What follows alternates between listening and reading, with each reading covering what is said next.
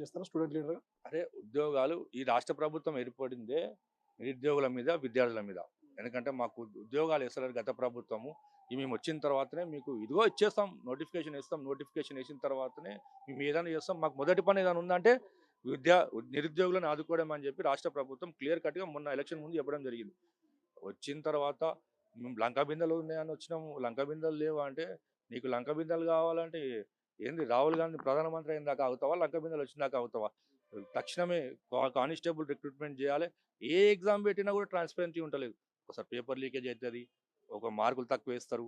లేకపోతే ఏదో ఏదో విధంగా కాంట్రోవర్సీ అయిపోయి ఆ ఎగ్జామ్స్ అయితున్నాయి.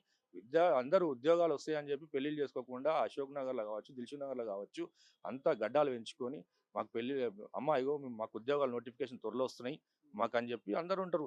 అందరూ 35 ఏళ్ళ 40 ఏళ్ళు అవుతుంది పెళ్ళిళ్ళు ఇస్తలేరు, నువ్వేం చేస్తున్నావు అని చెప్పి అంటారు. నోటిఫికేషన్లు ఇస్తలేరు, ప్రిపేర్ అయి ఉన్నారు, రెంట్లు కట్టలేకపోతున్నారు. అందరూ ఇన్స్టిట్యూట్లకి ఫీజులు కట్టలేకపోతున్నారు. రాష్ట్ర ప్రభుత్వం తక్షణమే మీరు 2,00,000 ఉద్యోగాలు రాష్ట్రంలో ఖాళీగా ఉన్నాయి.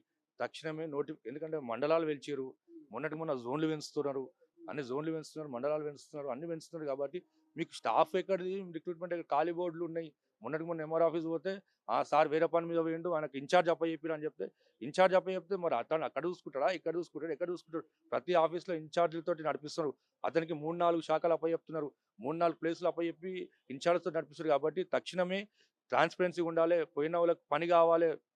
10 సార్లు తిరగద్దని అనుకుంటే మాత్రం తక్షణమే రిక్రూట్మెంట్ చేయాలని చెప్పి డిమాండ్ చేస్తా ఉన్నాం. రైట్. ఇది పెండింగ్ స్కాలర్‌షిప్‌లు పెండింగ్‌లో ఉన్నటువంటి ఏవైతే ఉద్యోగ అవకాశాన్ని కల్పించాలంటూ student leader Vemula Ramakrishna demand చేస్తున్నటువంటి పరిస్థితి. చూద్దాం రాష్ట్ర ప్రభుత్వం ఎట్లా స్పందిస్తారు.